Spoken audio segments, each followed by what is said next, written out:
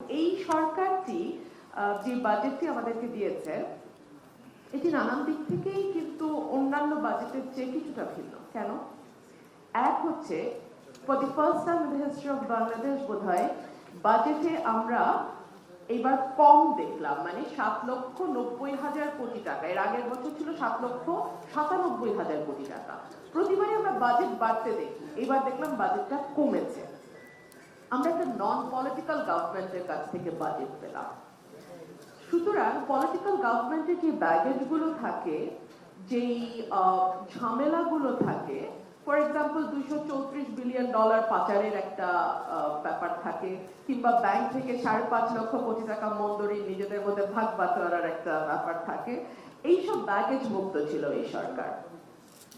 আমরা এই সরকার থেকে পেয়েছিলাম যেখানে 4 জন ইকোনমিস্ট আছেন, এবং সেই ইকোনমিস্টরা বিশ্ববরেণ্য ইকোনমিস্ট, এবং বাংলাদেশে ভীষণ ভীষণ ভীষণ ওয়েল রেসপেক্টেড। আর এই সরকার যেটা আমরা দেখলাম যে নতুন কোনো ফেনোমেনা বা নতুন গতানুগতিক থেকে বেরিয়ে এসে যে নতুন কিছু দেয়া, সেই জায়গাটাতে আমরা একটা ঘাটতি দেখলাম। এটা অত্যন্ত দুঃখজনক। আমি নিজে অর্থনীতি সম্পর্কে কখনোই পড়াশোনা করি নাই, আমি সায়েন্সের ছাত্রী ছিলাম। আমার জীবনে প্রথম অর্থনীতি নিয়ে পড়াশোনা শুরু হয় যখন আমি সংসদ সদস্য নির্বাচিত হই। আমি মে মাসে শপথ নিয়েছিলাম, জুন মাসে বাজেট সেশন। আমার মনে আছে আমার হাত পা কেঁপে এমন হয়েছিল যে আমি সারা ঈদের দিন, ওই সময় মে মাসে ঈদ ছিল, মেয়ের শেষে বা জুনের শুরুতে, আমি সারাদিন পড়াশোনা করেছি, এবং টানা আমার মনে হয় যে শপথের পর থেকে আমি 10-15 দিন সময় পেয়েছিলাম। পুরোটা সময় আমি অর্থনীতির উপরে পড়েছি, এবং আমি নতুন করে আমি শিখেছি অর্থনীতি ওই সময়টাতে।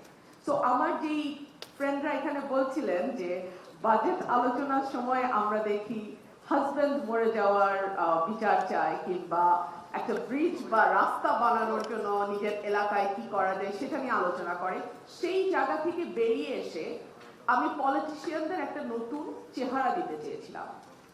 আমি কতটুকু পেরেছি আমি জানি না, তবে আমার 3 বছরে 3টা বাজেটে আমার স্পিচ যদি আপনারা ফলো করেন, আপনারা দেখবেন সেখানে অর্থনীতির বাইরে একটা শব্দও ছিল না। সো পলিটিশিয়ানরা চাইলে করতে পারে, কিন্তু তারা চাবে কিনা সেটা তাদের উপর নির্ভর করে, এবং অনেকটা আপনাদের উপরও নির্ভর করে। আপনারা যদি পলিটিশিয়ানদের বাধ্য করতে পারেন, এবং তারা যদি বুঝতে পারে যে এটার উপরে তাদের ব্যক্তিগত ইমেজ, তাদের দলের ইমেজ, পরবর্তী নির্বাচন অনেক কিছুই নির্ভর করে, তারা বাধ্য হয় অর্থনীতি সম্পর্কে কিছুটা ধারণা নিয়ে গিয়ে সংসদে বসতে। আমি 3টা জায়গায় একটু কথা বলবো। এই বিষয়গুলো নিয়ে অনেক আলোচনা হয়ে গেছে, আমি আপনাদের ধৈর্য ত্রুটি ঘটাতে চাই না। একটা বাজেট কিন্তু সরকারের চরিত্র উন্মোচন করে।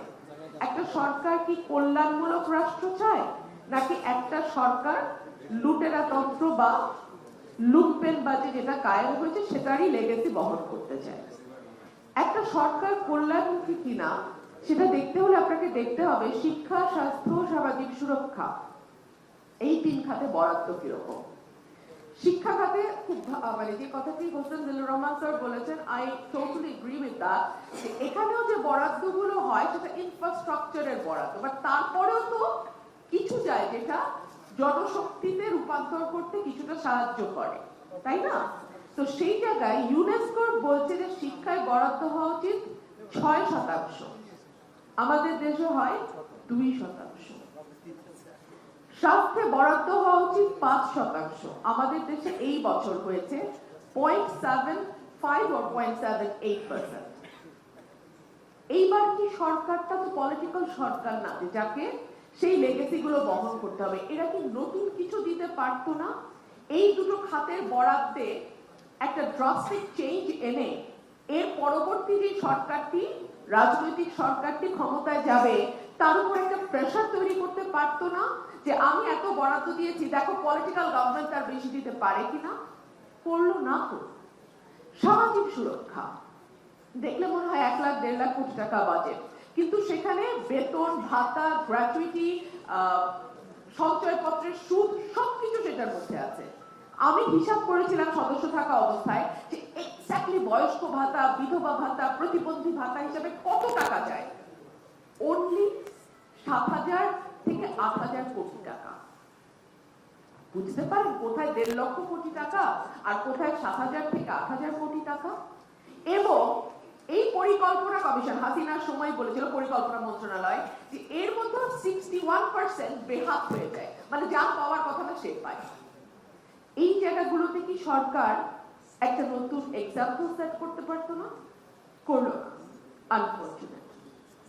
দেখা যাক, আমাদের একটা সময়সীমা দেওয়া হচ্ছে যে আগামী ফেব্রুয়ারিতে একটা নির্বাচনের দিকে যাবে বাংলাদেশ। নির্বাচন নানান কারণেই ভীষণ গুরুত্বপূর্ণ। আজকে যেহেতু অর্থনীতি নিয়ে কথা হচ্ছে এবং আজকে যেহেতু আমার ব্যবসায়ী মহলের বন্ধুরা এখানে উপস্থিত, তাদের আলোচনা থেকে যেটা বুঝলাম যে যদি পলিটিক্যাল স্টেবিলিটি না থাকে, যদি একটা রাজনৈতিক স্থিতিশীলতা না থাকে, সেখানে বিনিয়োগ হবে না।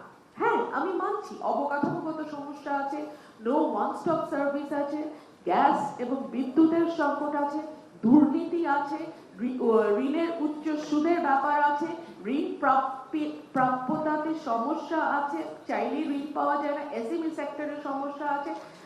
তারপরও সবচেয়ে বড় যে সমস্যাটা দেখা দেয়, একটা আনস্টেবল গভর্নমেন্ট যদি হয়, যেই সরকারের নিশ্চয়তাটা তেমন থাকে না যে কতদিন থাকবে, কি কি পরিকল্পনা করছে। তার কাছে একটা পলিটিক্যাল গভর্নমেন্ট যখন থাকে তখন তারা একটা রোড ম্যাপ দেয়, তারা একটা ইশতেহার দেয়, সেটা দিয়ে আপনি বুঝতে পারেন যে সরকার কি কি করতে যাচ্ছে। তার একটা নির্দিষ্ট মেয়াদ থাকে, তো আপনি জানেন যে এই সরকারটি এতদিন আছে, তো আপনি কি ইনভেস্ট করতে চান বা কি ইনভেস্ট করতে চান না, আপনি এর মধ্যে বিষয়টি নিজের মধ্যে নিজে সেটেল করে ফেলতে পারেন।